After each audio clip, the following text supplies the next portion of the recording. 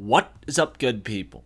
Jungle Inc. here, hope you're doing well. At the time of this recording, Bitcoin hanging on to $27,000 by a thread. Ethereum at $16.39, XRP at 51 cents. We shall see what the rest of this week has in store for us. Now, today I was watching an interview by everyone's favorite rat-faced scumbag, Joe Lubin.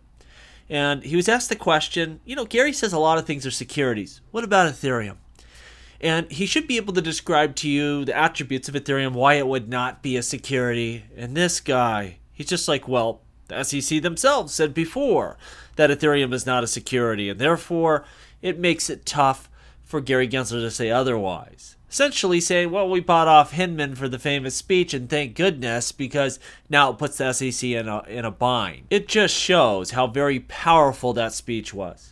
For the SEC to reverse course, and they can, and they very well may, but it's problematic. Citizen Hinman went on this solo adventure, giving Ethereum hero speeches, and at the time, as a crypto enthusiast, I was like, hey, they're saying something good about crypto. That's great. I didn't know they were going to slam the door shut. But again, Joe Lubin just looked like a scumbag in that interview. It's on Twitter if you want to take a look at it. Now, yesterday in New York, regulators announced that they have this green light list, which means you can custody and offer these coins if they're on the list without any additional paperwork or regulatory oversight, and that they were removing XRP and Doge. And their main reasoning was, these are cryptocurrencies that are marketed to retail, and therefore they need to be pulled off the list. Now, we all know this is a bunch of hogwash, a bunch of nonsense. We're talking about a crypto that's went before a judge that looked at all of the aspects and said, you know what, this is not a security, this is a commodity. If anything should be able to trade legally, it'd be XRP. Beyond that, Ripple, the entity, has 2-bit licenses for using XRP to send payments. Like, to take XRP off the green light list is just criminal. And I have no doubt that Gary Gensler made a little call over there. They are puppets for the current administration, and that's all we're looking at here. Now, I got a question for you, because Dark Horse, he's a famous XRP community member on Twitter, and he had posted that he feels that Ripple should step in and dispel nonsense, like when it's clearly erroneous, things like $50,000 buybacks and things of that nature. I want your opinion. What do you think? Should Ripple be stepping in here and commenting on things that don't involve them? Because my initial reaction was, if it's something that involves them, like Ripple's doing this, that would be fine to comment on. But I think further than that, making yourself king or police of the XRP ledger could be problematic. Everything that they don't talk about, well, it seems like that must be, a stamp of approval by them. And only the things that they go after should we consider scams. Like, I don't think that they should get into just general XRP community, conspiracy theories or price predictions or any of this kind of stuff. But he brings up a compelling point. Maybe they should step in there more often than not and point out stuff that's clearly erroneous. Again, from my idea, if it's something to do with what they're doing and their business, and it's, going around and it's something that's clearly improper, maybe they should step in there. But anyway, I want to know what you think about it. We had a little court drama today with FTX, once again. Sam Bankman-Fried's father. This guy, Joe Bankman, he was pulling a $200,000 a year salary. He thought he was being underpaid. What was he doing for FTX? That's what I want to know. What specifically was his job? But he got Sam Bankman-Fried's mother involved, whining that he should be getting $1 million annual salary for his great work. And worse off, from his just general salary demands, it came out in court that the parents received a $10 million gift, as well as a $16.4 million beach house there in the Bahamas. And what's so sickening about this, hey, if Sam Bankman-Fried wants to give gifts to his parents or pay them salary, fine. But this is coming from investor money. That wasn't out of Sam's pocket, that was out of your pocket. And I didn't use FTX, but if I did, it would have been out of my pocket. And I hope the bankruptcy estate is able to capture every single penny that both Sam and his parents took out of that criminal enterprise.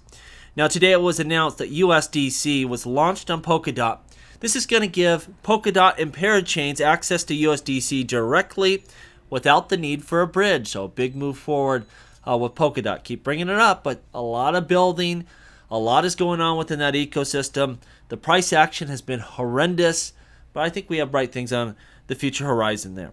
So announced today, X is going to be transitioning to a fully paid service. So not just the Twitter Blue or X Premium, whatever you call it, accounts where you're paying for algorithm boosts and all sorts of other things. Everyone on Twitter, well, Elon wants you paying something. Now, they didn't say how much that was, but to me, that's concerning. I think this is like a public good. Everyone needs access to it. Some people may not have $1, $2 a month to pay. I think if he actually goes that direction, it's problematic, and I don't think it's going to be great for the platform. I understand they're trying to get rid of bots. It's a massive problem. I just don't believe that that's the way to go about this, because you're going to chase off a lot of users, and you're going to really reduce the audience on Twitter. They're going in the right direction. I think that would torpedo the platform. So we'll see how it plays out. But again, I don't think that is a great way forward. You have to have free access, charge people for premium features, that's fine. But it is important. You know, people go on Twitter for real-time news and developments, and everyone should have access to that. And you could do so with advertisers. You got to figure out how to combat bots. It's just simple as that. And a bot would probably pay you a couple dollars a month because they're scamming people and they're making money and they probably don't care. SEC warning that more cases are coming for both, crypto exchanges and DeFi. And I have no doubt they're going to make a big push for DeFi and go after some of these protocols. I don't know what exchanges are left. Like, everyone's either already settled or are currently being sued by the SEC that I can think of. Like, I don't know where these cases are coming from. But at the end of the fiscal year, there's two things we could always look for. Sometimes settlements. You remember my annual Ripple's going to settle at the end of the fiscal year prediction never came true. But there were, at that end date, a bunch of settlements that came out. I think if we do see settlements, it's probably not going to be crypto. The only one that may be applicable is Coinbase. I just don't see that happening at this point in time. But there's also a flurry of new cases, and I think that we will see. Just a lot of people getting sued, getting tagged by SEC lawsuits, and I look for that to pick up here in the coming months. Doesn't have to happen, on that day, but shortly thereafter, usually we'll see a lot of activity, a lot of new suits rolling out as they get ready for the next year. Which way are they going to go? Are they going to go after DeFi or, NFTs, more NFT cases? Who knows? We're going to see, though, here shortly which direction the SEC is going to take things. Keep your eye out for influencers. I've been saying it. We haven't seen a lot of that activity, but I think there's going to be an uptick on a lot of people they deem to be crypto influencers. That's my prediction. Now, lastly, CZ and Binance are fighting the SEC tooth and nail. You have to be careful here. We always try to get behind the crypto players and say the SEC's evil. Binance had a big win in court. SEC wanted access to their software systems. The judge is not going to allow them to do that, at least now. But, don't also assume that all the problems are just related to Binance US. That's what, US regulators are going after. But you could have problems in the overseas business as well. You see a lot of executives from US and international jumping ship. It's not a good look. And again, if they do go under, not only is it going to cause short-term pain, but it's a long-term stain on this whole industry. The one thing I do not like about Binance is they are always right in the middle of any kind of controversy. Whether you go to Luna, they were, a key player there. FTX, yep, they gave them their start. Like, every kind of bad thing, CZ's got his hands in there. And it kind of blows up when he decides to pull the plug. I don't think there's a good and bad guy to this squabble. I think it's bad and worse, and I don't know which one it is. I always want to get behind the crypto player and move towards more of a regulated space, but sometimes you got to look at troubling signs, and they are all there for Binance. And I think the big one is if the DOJ jumps in here. They haven't done so. They've been saying for years they're going to jump in here and bring charges versus Binance and CZ, and they have yet to do so. Why? Is it because they have a weak case there? They don't have a lot of evidence? Because everything we've read, they have more than enough evidence to do something, and they just refuse. I don't know why they're dragging their feet here. I really hope this is just traditionally the SEC making stuff out of nothing, that there's nothing bad going on with Binance US or the international website. But I just have a feeling, under the hood here, there could be trouble brewing. Doesn't matter at the end of the day. We got to get by all the bad actors. The truth will come to the top eventually. But you got to proceed with caution is all I would tell you.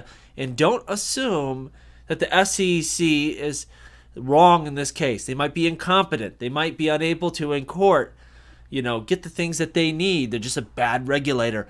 But it doesn't mean in this case that they're wrong and Binance is righteous. Let me know what you think down below. And as always, please like, please subscribe. The revolution will be televised right here on Jungle Link.